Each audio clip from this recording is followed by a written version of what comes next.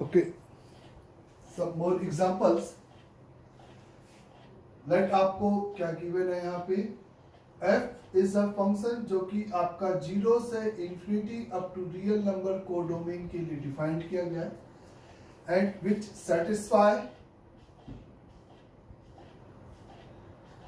is a f over x is equate with the 2 times over 0 से लेकर x is a t multiplied by f of t of dt is a plus का 1 for all x greater than or equal to 0, then find the value of f of 1.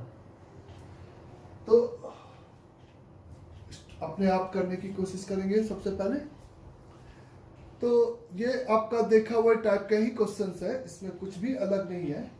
आपको पता है कि आप दोनों तरफ क्या करते हो, फॉर ऑल एक्स 0 से इंफिनिटी के लिए ये अगर इसके बराबर है तो इसका डेरिवेटिव इसके बराबर होगा, यानी कि ये एक आइडेंटिटी है। तो F dash x is equal the 2x into F over x, upper limit रखा, अपर लिमिट का 1 और 0 के लिए 0 और 1 का डेरिवेटिव 0। तो सिंपल आपको ऐसा करने पर एक डिफरेंशियल इक्वेशन मिल जाएगा जिसकी वैल्यू हो जाएगी dy अपॉन y, इस y को इधर लेके आ गए 2x इंटू dx। तो ये सिंपल आपका ln y is equal to x square plus c हो जाएगा।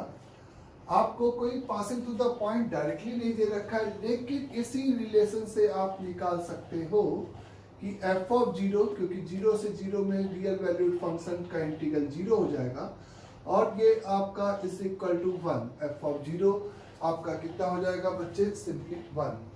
तो एफ ऑफ 0 की वैल्यू 1, तो उससे आपका c का वैल्यू 0 हो जाएगा। तो y is equal to e की पावर x स्क्वायर आ जाएगा। y मतलब अपन ने f ऑफ x को y कंसिडर किया था, तो आपको f ऑफ x आपको कंसिडर हो जाएगा सिंपली e की पावर x स्क्वायर। अंडरस्टैंड सबको यहाँ तक? तो ये एक जाना माना क्वेश्चन था जिसको हम लोग इस तरीके से प्रोसीड करते थे। नाउ अगर मैंने आपसे कहा find the area bounded by x is equal to 1, x is equal to the 2, x multiplied by y minus e की power x is equal to sin x and 2xy is equal the 2 sin x plus का x cube, इस तरीके से। तो अगर आपको इन चारों से क्या चाहिए, सिंपली बाउंडेड एरिया चाहिए।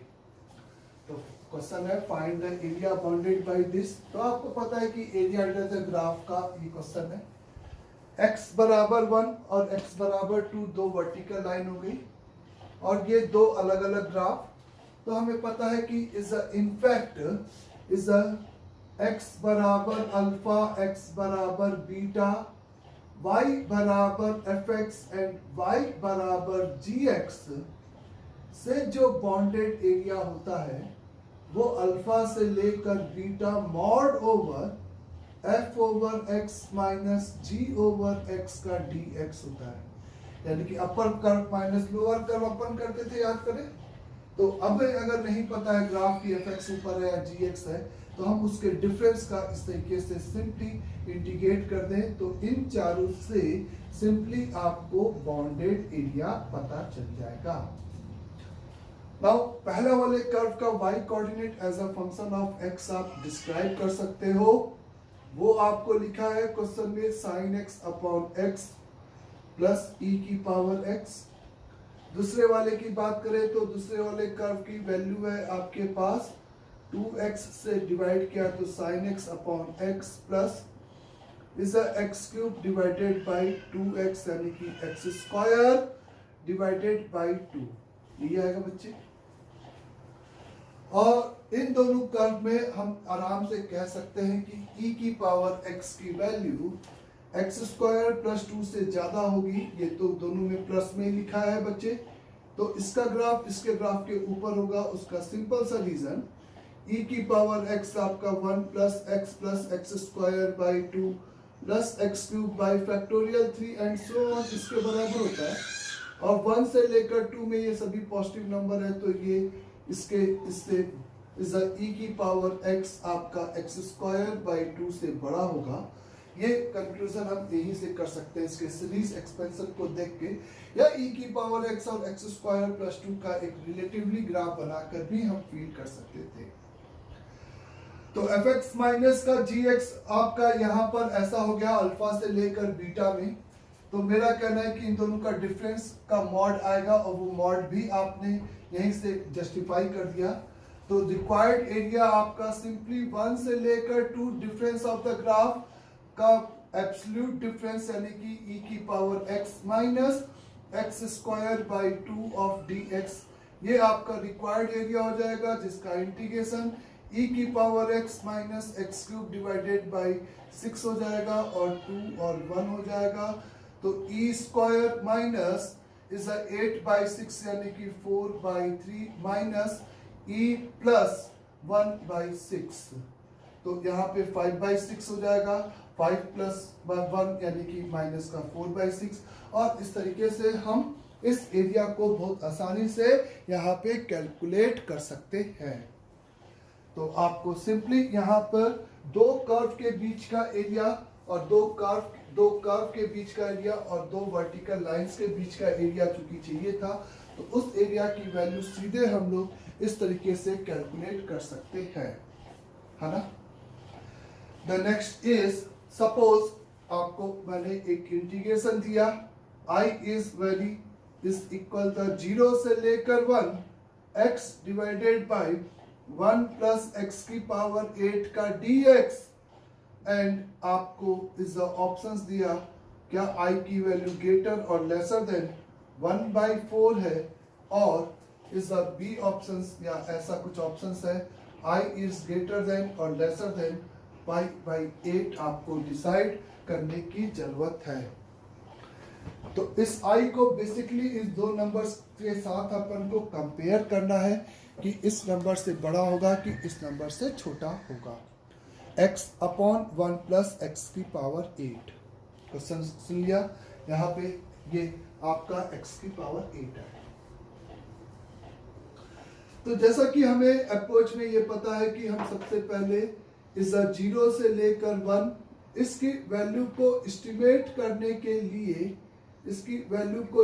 करने के लिए हम थोड़ा सा इस फंक्शन के ग्राफ को विजुलाइज करते हैं कि ये इस फंक्शन का ग्राफ बेसिकली इस xy प्लेन में कैसा होगा, और small m into b minus a से इंटीग्रल वैल्यू बड़ी और capital M into b minus a से वैल्यू छोटी।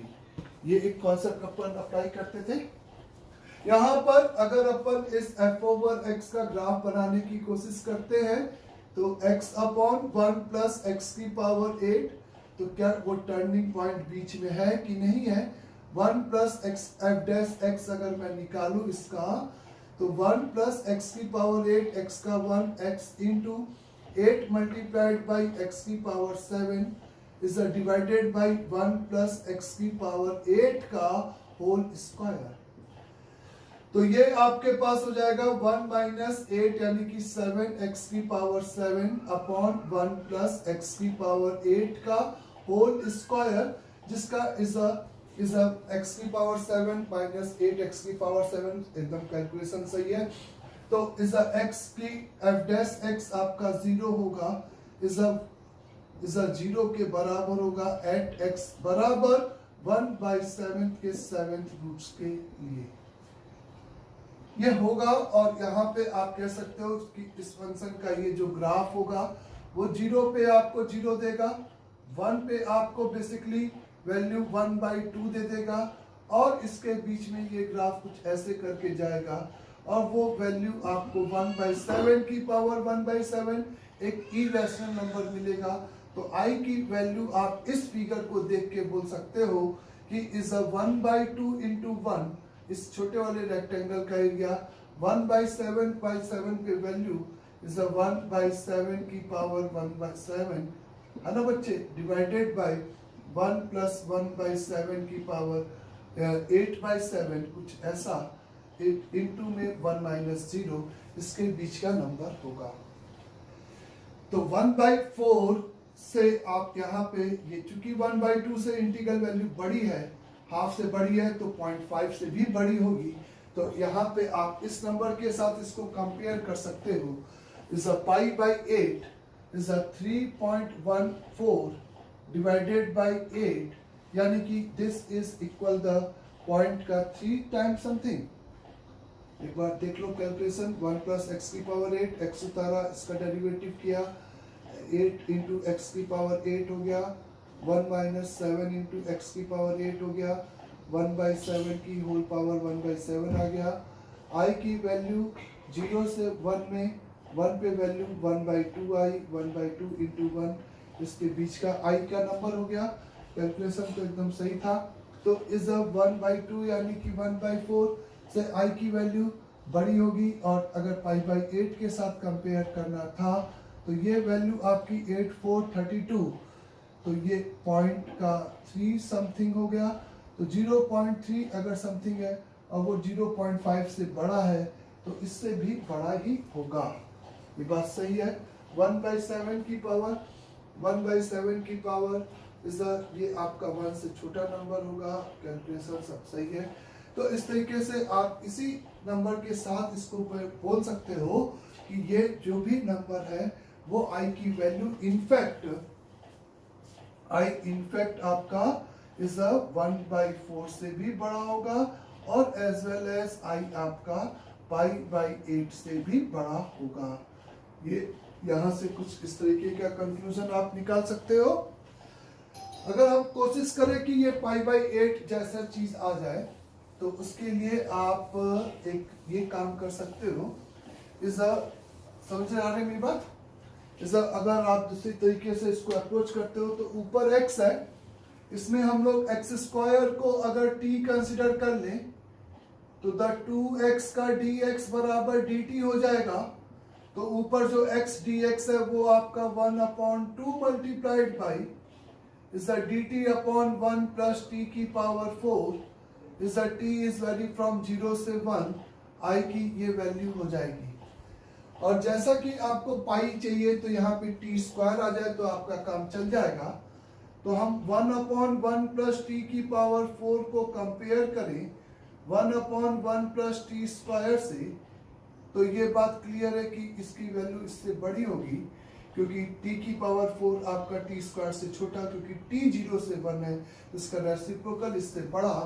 तो इसका 0 से 1 में इंटीग्रेशन, इसका 0 से 1 में इंटीग्रेशन से छोटा ही होगा।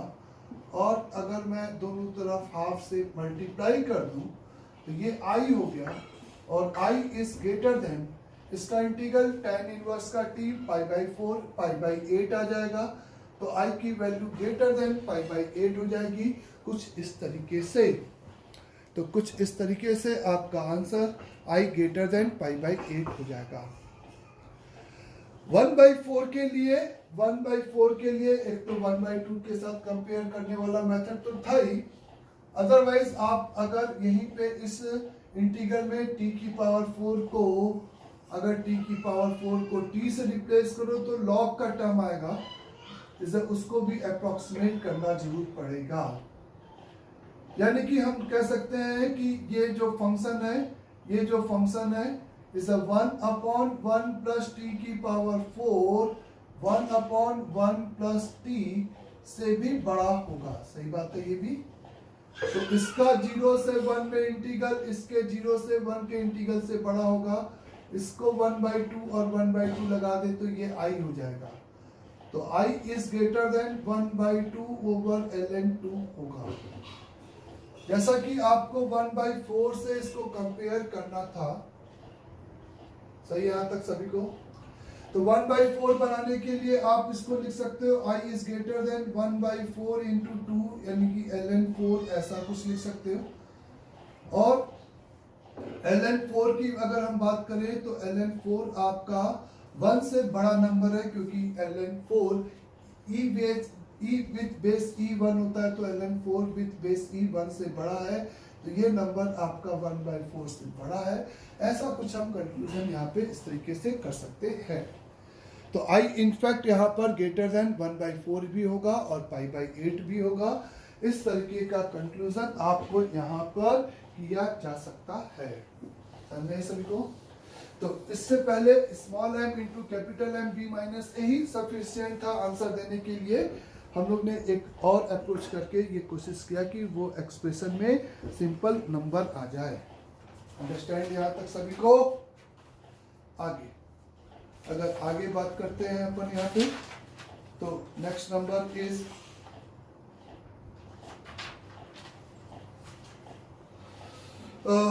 ऐसा है कि let f over x is equate with is the mod of sin x. g over x is equate with 0 से लेकर x into f over t dt, है ना? And the function p over x is equate with is a g of x minus 2 upon pi into x, ऐसा कुछ है। तो then prove that the p over x is a periodic function.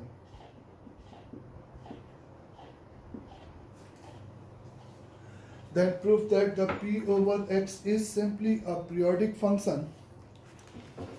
तो यहाँ पर अगर आप नोटिस करो f of x यानी कि आपको क्या दे रखा है, g over x is equate with 0 से लेकर x of mod of sin t of dt, ऐसा कुछ दे रखा है मैंने।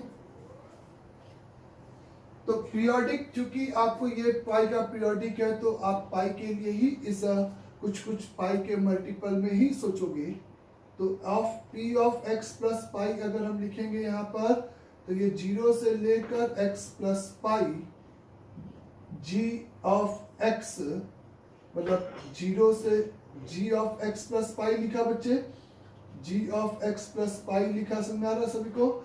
g ऑफ x प्लस पाई यानी कि 0 से x plus pi mod of sine t of dt is a minus का 2 upon pi into x plus पाई, ऐसा ही कुछ आएगा। तो यहाँ पर ये फंक्शन आपका, इसी को आपको देखना है कि क्या ये px के बराबर, px मतलब 0 से x इसको बनाना। इसको 0 से x बनाने के लिए तुम इसको लिमिट को तोड़ दोगे तो लिखोगे 0 से x sine t mod t plus x से लेकर x plus pi mod of sine t of dt minus is a 2x upon pi minus का 2। तो ये वाला पार्ट और ये वाला पार्ट तो वापस से आपका gx ही हो गया बच्चे। तो चूंकि ये सम तो gx हो गया, अब वो सम अगर 0 हो जाएगा तो ये कुछ पाई का पीरियोडिक। अब पाई क्यों चीज किया? क्योंकि मॉड साइन t एक पाई का पीरियोडिक फंक्शन था, मॉड साइन t एक पाई का क्या था? पीरियोडिक फंक्शन था। तो p over x plus pi is equate with p over x plus is x से, ये चूंकि पाई का पीरियोडिक है तो a से लेकर a प्लस पाई में हम इसको 0 से लेकर pi mod of sine t dt लिख सकते हैं। यहाँ पे ये हमें पता है कि प्रॉपर्टी से is independent of is x हो जाएगा, और मॉड साइन t 0 से पाई में साइन t होता है और साइन t का 0 से पाई में इंटीग्रल वैल्यू 2 होता है। तो ये और ये यहाँ पे मर गया। तो p over x plus pi is simply equal the, आपको क्या मिल गया बच्चे? p ओवर x के बराबर ये एक्सप्रेशन मिल गया। और यहाँ से ये बात है प्रूव हो गई कि the given function is said to be, given function is simply said to be a periodic with period of कितने का बच्चे? इज अ, बोले पीरियोडिक विद पीरियड पाई के हर एवरी इंटीग्रल मल्टीपल का। Now the next problem is f is very from 0,1 से लेकर is a 0,1 be a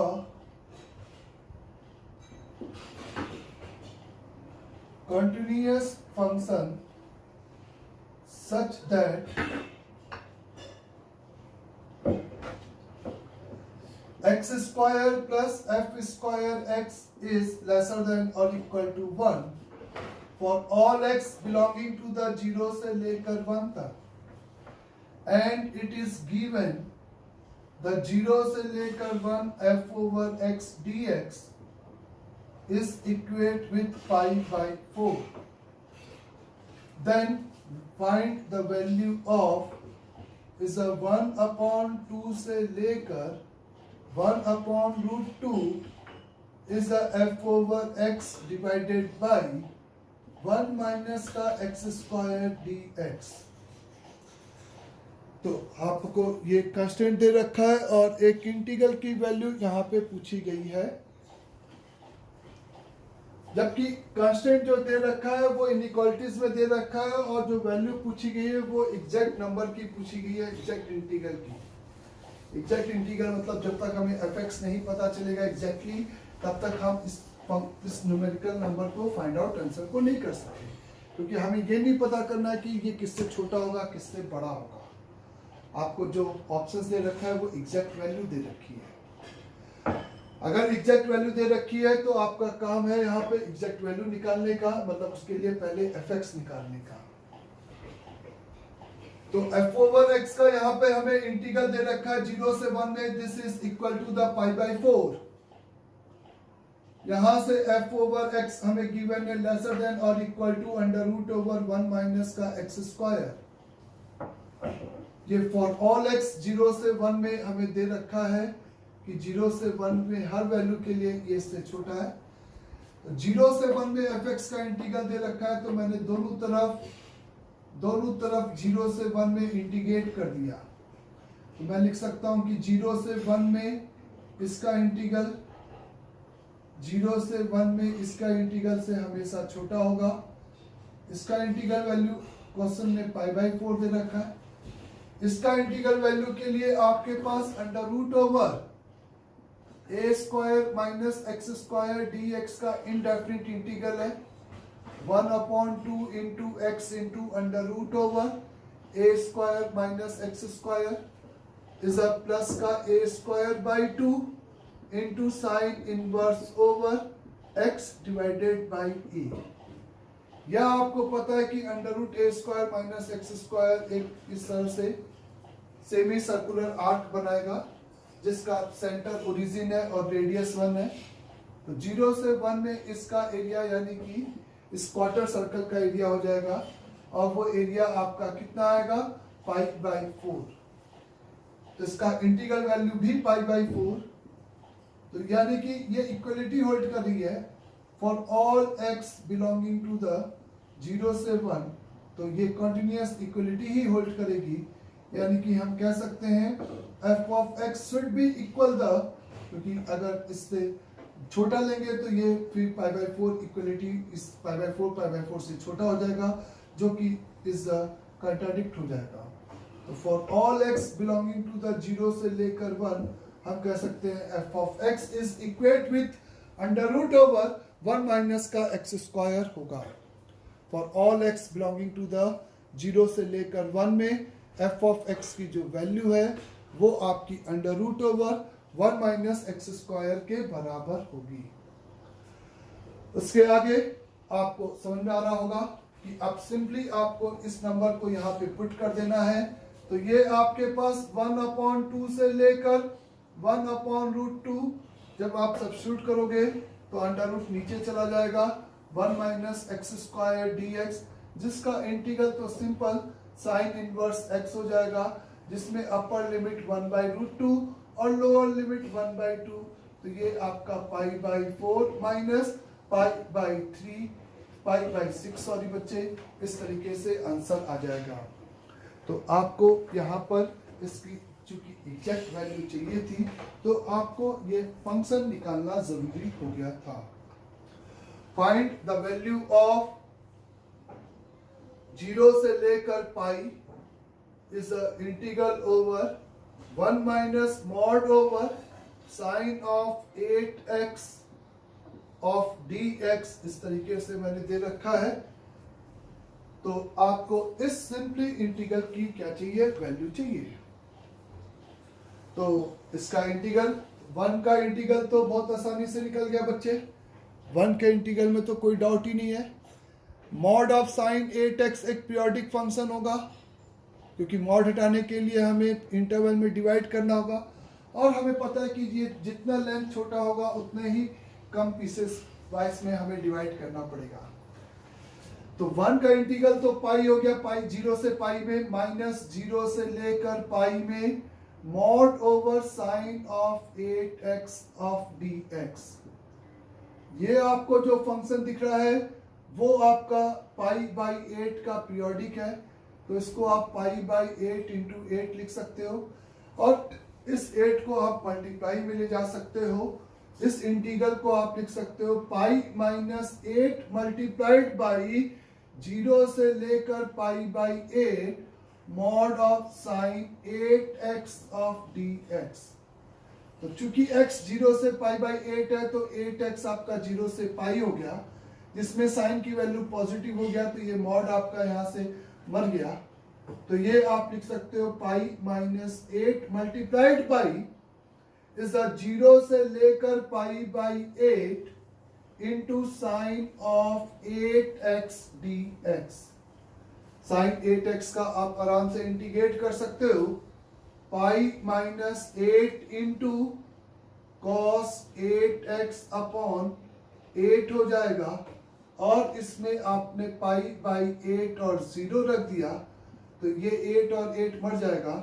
pi by 8 पर आपको वैल्यू माइनस का 1 माइनस का 2, तो आंसर आपका पाई माइनस का 2। ये इस इंटीग्रल की सिंपल वैल्यू आपको यहाँ पर मिल जाएगी। तो ये सिंपली आपको इंटीग्रल की इस तरीके से वैल्यू मिल जाएगी। कहने का मतलब आपको यही वैल्यू यहाँ पर सिंपल निकालनी थी, और ये बहुत ही कॉमन क्वेश्चन है जिसमें मॉड को हटाने के लिए हम इंटरवल में तोड़ते हैं, और इंटरवल अगर पीरियोडिक फंक्शन है तो हम इंटरवल यहाँ पे छोटा कर लेते हैं। जैसा कि आपको एक क्वेश्चन है जिसमें L is equate with limit over is the n tending to infinity is a root over n is whole multiplied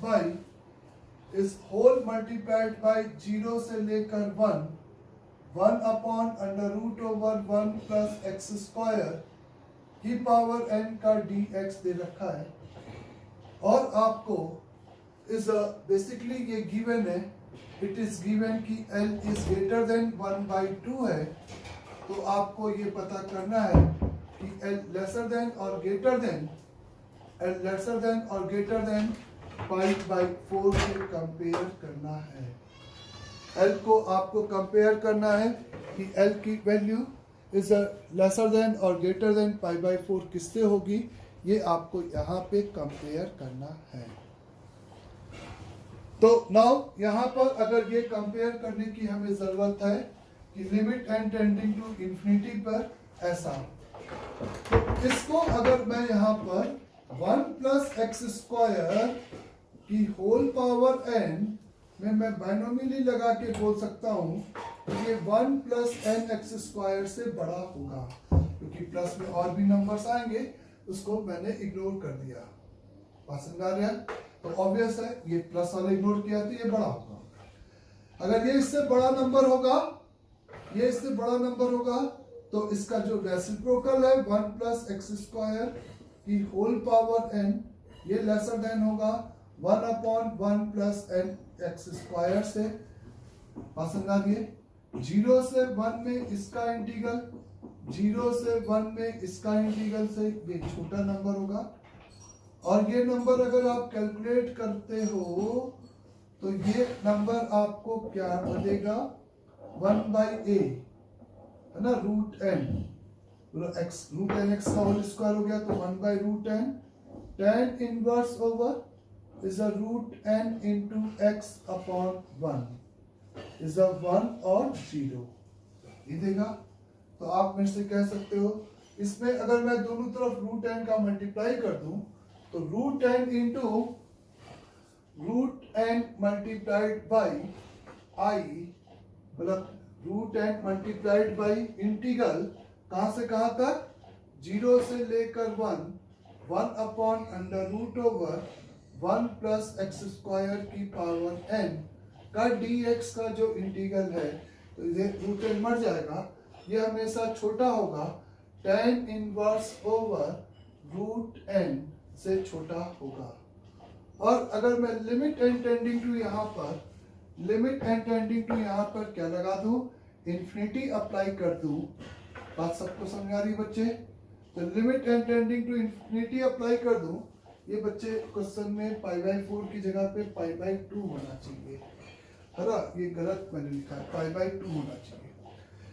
तो इस एल बनाने के लिए limit n tending to infinity पे भी ये इससे छोटा ही रहेगा, क्योंकि हमेशा ट्रू है। तो L should be lesser than, आपका ये क्या आ जाएगा बच्चे, सिंपली π/4 हो जाएगा। And I should be lesser than or equal to, lesser than यहाँ पे किससे हो जाएगा, π/4 नहीं, π/n इन्फिनिटी पे इज अ π/2, फिर से गड़बड़ हो गई। π/2 n इन्फिनिटी के लिए इसकी वैल्यू सिंपली यहाँ पर किसके बराबर आएगी, π/2 के बराबर होगी। अंडरस्टैंड? तो ये एक आपका बायनोमियली लगाते हुए आपका लिमिट का प्रॉब्लम बन गया था, और लिमिट में आपको पहले इंटीग्रेट करना पड़ा। रूट n को देखा तो इसलिए इस nx स्क्वायर मतलब रूट nx स्क्वायर हो गया, ये यहाँ पे हमें हिंट मिली, और इस तरीके से अपन ने सिंपली इसको क्या कर दिया, प्रोसीड कर दिया। अंडरस्टैंड सभी को यहाँ तक भी अच्छे से? नाउ अगर मैं आपसे कहता हूं late assume mod of a is greater than 1, is a 1 plus the cube root of 2 plus cube root of 3 up to cube root of n is whole divided by is the n की power 7/3, n की power 7/3 whole multiplied by 1 upon an plus 1 का whole square, 1 upon an plus 2 का whole square is up to 1 upon an plus n का whole square limit over n tending to infinity, पर इसकी जो value है वो आपको गिवन है 54। That find the value of a, आपको कहा गया है find the value of a, आपको निकालना है। इस इंटीग्रल की वैल्यू यहाँ पे बच्चे, मतलब इस लिमिट की वैल्यू हमें गिवन है, और a की वैल्यू हमें फाइंड आउट करनी है कि a की क्या वैल्यू होगी। एक कांस्टेंट है ना, एक इंडिपेंडेंट ऑफ n है, ये बात क्लियर है।